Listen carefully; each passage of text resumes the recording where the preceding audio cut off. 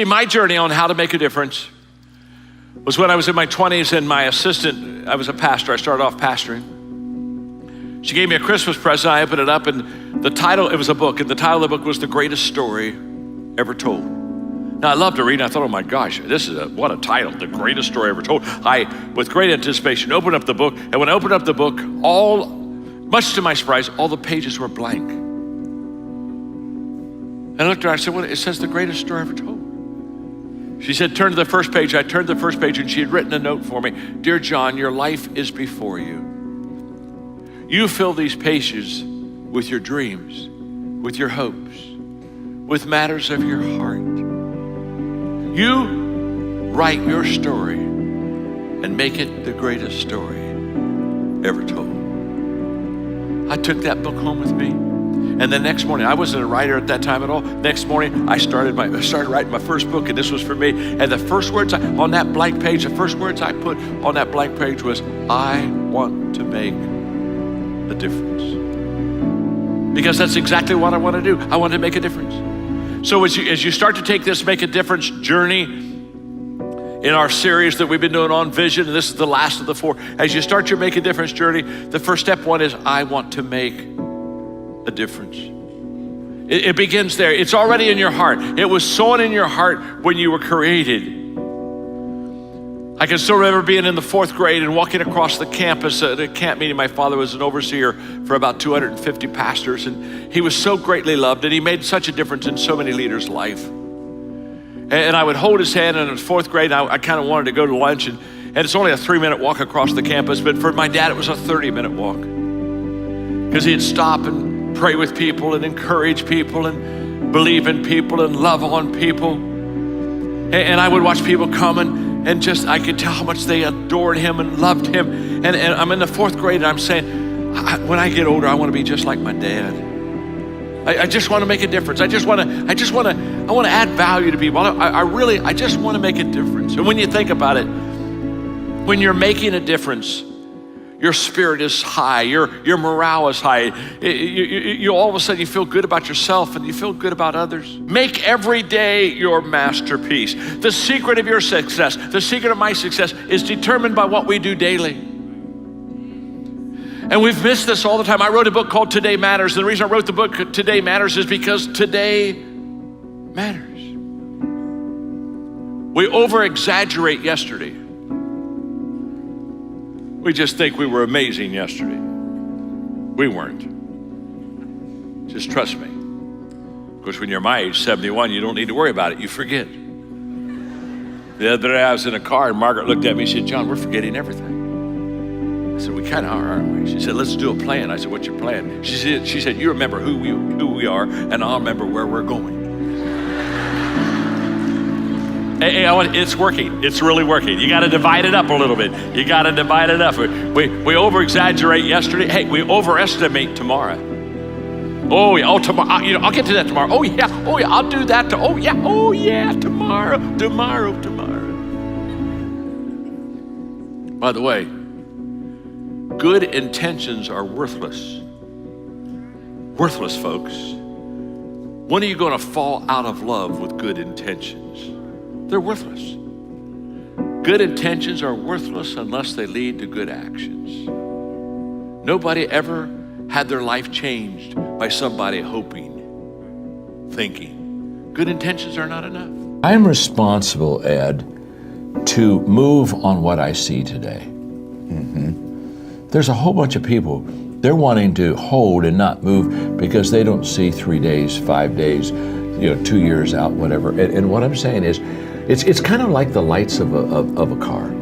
If I go to the parking lot at night, turn on the lights and say, oh my gosh, I can't go where I don't see my house. Right. Well, no. Get in the car and start moving in the direction you're supposed to move in. And guess what? You only get about 300 feet of light.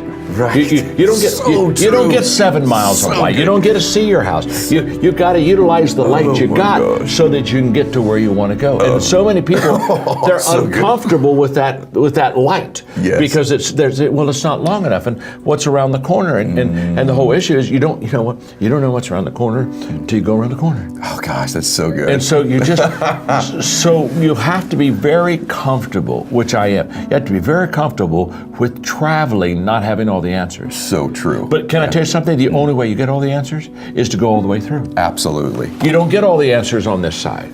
And so if I've got to have it lined up and straight and right, and I feel comfortable with it, then I'll never be the leader. And I really believe this, Ed. I believe a lot of leaders fall short because they're unwilling to take what they know now and act on it. And so therefore, they never get to know what they could know. If you want 2019 to be the year that you really want to be, here's the secret of making it a great year.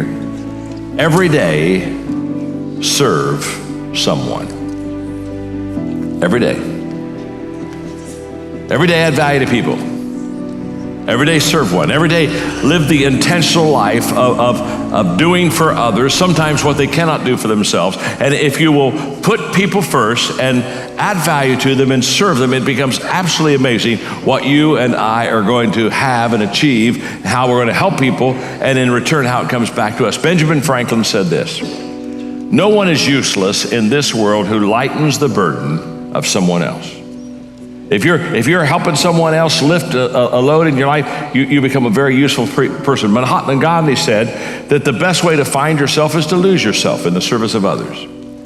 But perhaps on this kind of a theme, my favorite quote is from Albert Schweitzer, who said, "I don't know what your destiny will be, but one thing I do know. The only ones among you who will be really happy are those who have sought and found how to serve." Well, he's right on. The happiest people are not always the most successful people, but they're the ones who serve the best. I've met a lot of unhappy, successful people, haven't you? But I've never met an unhappy person that gave their life of serving and giving and adding value to other people. Martin Luther King Jr. said, everybody can be great because everybody can serve. When I made this transition into the business world, what I discovered was, as you were talking a moment ago, you feel the tug on your heart, the kind of like, wow, I started here and now I'm over here. Here's what I believe. I believe that as you follow your dream, it gets bigger. And when it gets bigger, there are more things that you're learning about it that you didn't know when you started.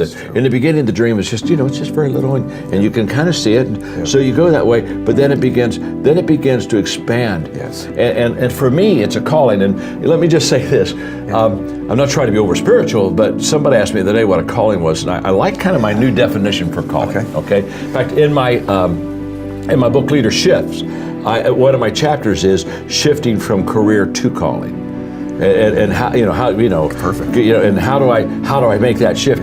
But I think a calling is a purpose with a divine touch. I wrote a book, I don't know, maybe 8-10 years ago, called "Put Your Dream to the Test." Okay. And it's just a good solid book, and in it, the kind of the thesis of that book was that the more valid reasons you have to accomplish a dream, the higher the odds are that you will. Now that's a powerful thesis. So there's no cotton candy here. There's no hype stuff here. Yes. And so I basically looked at what are the valid reasons to achieve a dream, and there were 10 of them. Okay. And so I formed it in a way of questions. But the first question is your dream really your dream? And that's where we started. Because can I tell you something? If your dream isn't really your dream, ain't going to work. And I tell people in the book, hey, the first dream we have isn't our dream. It's our parents' dream. My mom and dad, when I was 7, they thought I was going to be a musician. And so I'd taken piano lessons from the 7 years old to about 13. I wasn't any good at piano. It wasn't your giftedness. It wasn't my gift, but they're so proud. They go to my recitals and clap. You see, I'm living their dream. I'm playing the piano. I can't play the piano. I'm not very good at it. I'm not gifted, but it doesn't matter. I'm living their dream. Yeah. So what I tell people all the time is we start off our life living someone else's dream, probably our parents. So what happens is a lot of people as adults, they never switch. So true. And so they're still living someone else's dream. And again, it's like a biblical analogy. It's King, or David before he was king, putting on King Saul's armor. Yes. It's not fitting, and he's staggering around there. Well, I know a lot of people, they're putting on someone else's armor, Oh my gosh. and they just aren't going to achieve because it's not who they are. It's not their dream.